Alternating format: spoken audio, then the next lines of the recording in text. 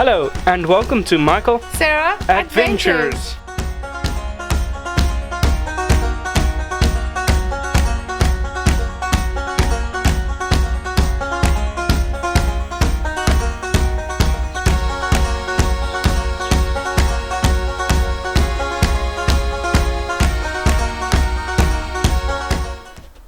Hi guys, so it's a new weekend. It's the second Saturday. Woohoo!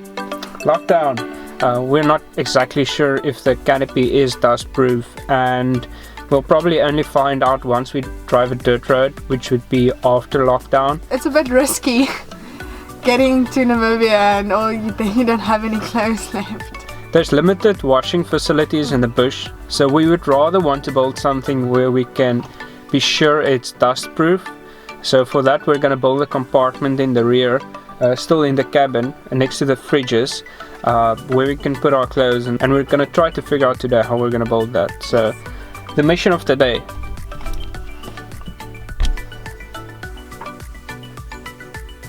But I haven't driven the bucky yet with the canopy and the rooftop tent on, so I definitely want to have a turn. So let's go take the bucky for a drive.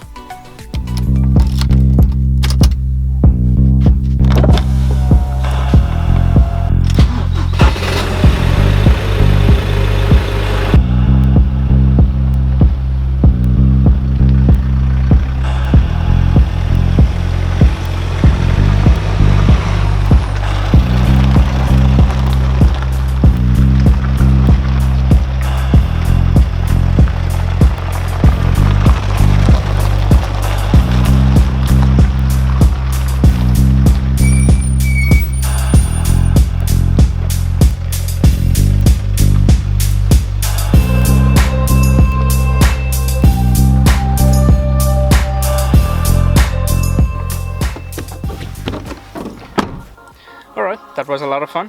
Let's get building. Bow, bow, bow.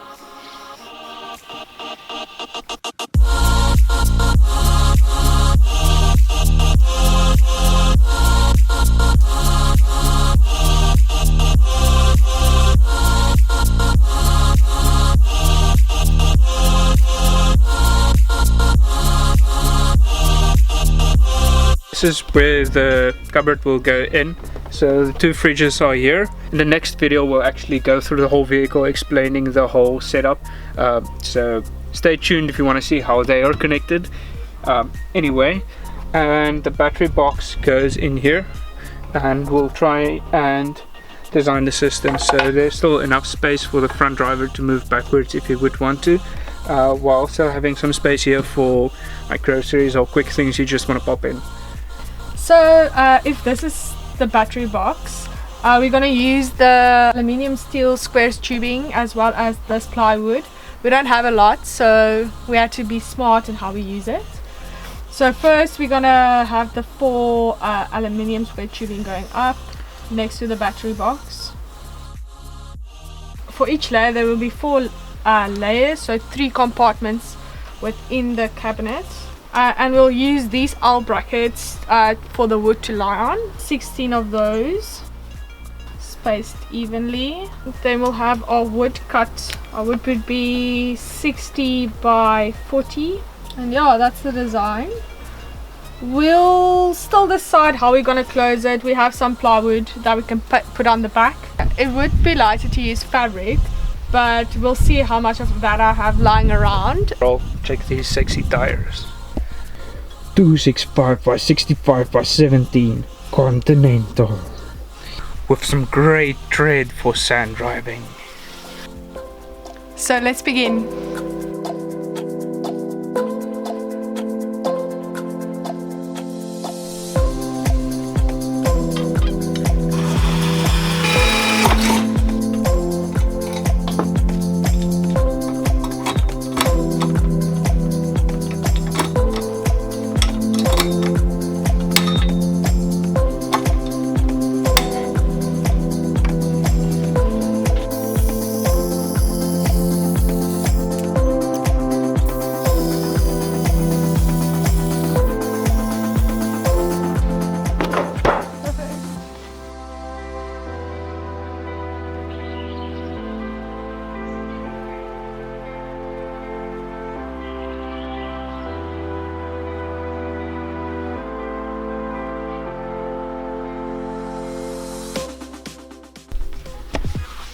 we kind of have a hiccup. For the clothing rack, we wanted to put some material around the sides to reduce the weight. Putting more chipboard around it is a possibility, but it's just going to be too heavy, and we're already quite heavily loaded.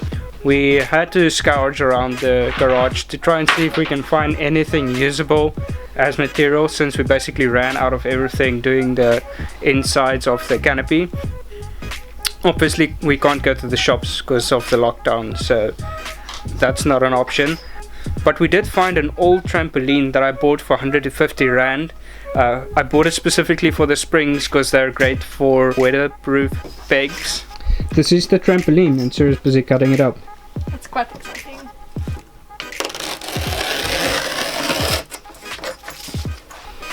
It would come on the sides. Ta-da! I'm excited about it. It's not gonna look as good as a brand new piece of material, but I mean, if you can't go to the shops and you don't really have anything else to use, this is perfect. Alright, so now that the clothing rack is in, the idea is to put the battery box underneath in the lowest compartment. We found that to be a nice setup to distribute the weight of the two deep cycle batteries nice and evenly. One issue though is we had to make this gap between the first layer and the battery box very small. Unfortunately, you can't really get in here to access the circuit breakers. I've got an idea to rather move these circuit breakers to the other side of the box. A quick DIY job. Let's get going. Two circuit breakers in here just to protect the wires. If anything happens, this will cut out first before any of the wires.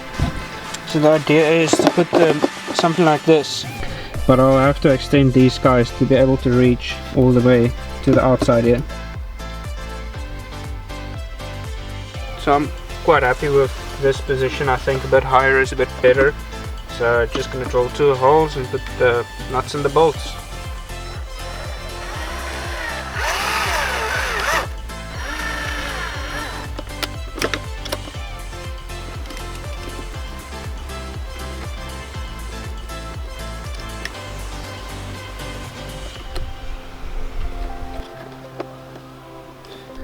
Alright, that's the final product. Two circuit breakers connected to the deep cycle batteries.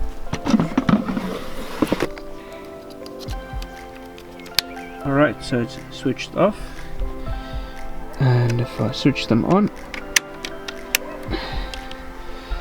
it's connected.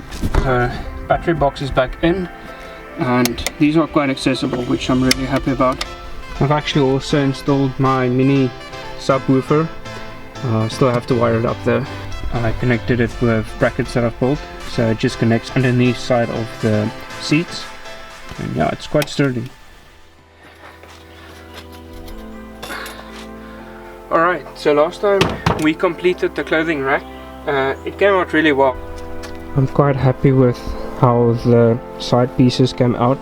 Today we're gonna tackle installing this guy so it's nice and strong fit, and also I want to tackle the subwoofer to wire that up, and a VHF radio. I already put the aerial in for the radio, so I just need to bring power in and connect the fittings.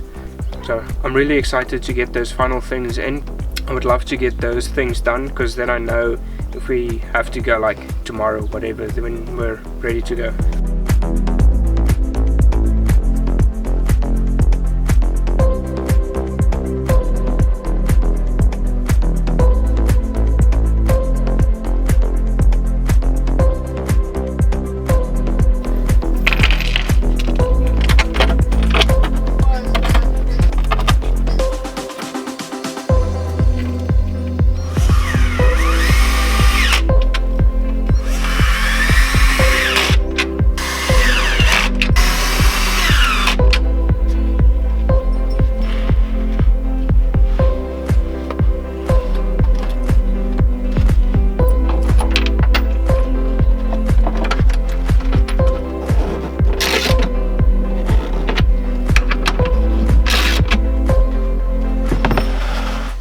Okay, so I just tightened the bolts to the bottom side of the crate. It felt a bit like it's gonna break the plastic at the bottom, so I cut this guy to size. The idea is to tighten it here and here, and then this will pull it down on the grids of the crate.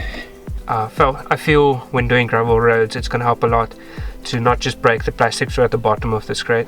So yeah, let's put this one in.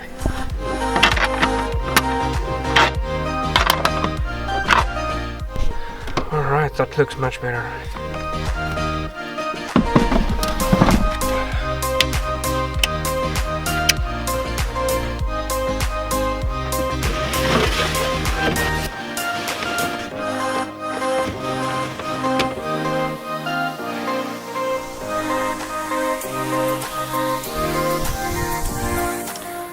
Alright, so in the next video we'll take you through a guide where we show you basically everything that we've built in the bakkie and put in.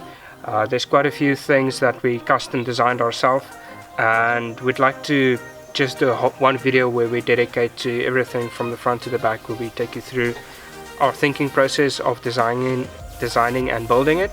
So yeah, if you would like to see that, please subscribe and stay tuned for the next video, because that's going to be the ultimate one of putting everything in one video. And basically after that we would be ready to go on our adventure. The only issue is we're still on lockdown, so plus 2 weeks. There's still talks that we might be able to go just afterwards to get the tides right for the doodsakker. But yeah, it's basically just a waiting game, but from our side we do want to get everything ready. So yeah, in the next video we're going to show you everything, how it is laid out and ready for Angola. Please add some comments down below if you've got any suggestions that we might be able to add or build. Cheers, Cheers guys. everyone!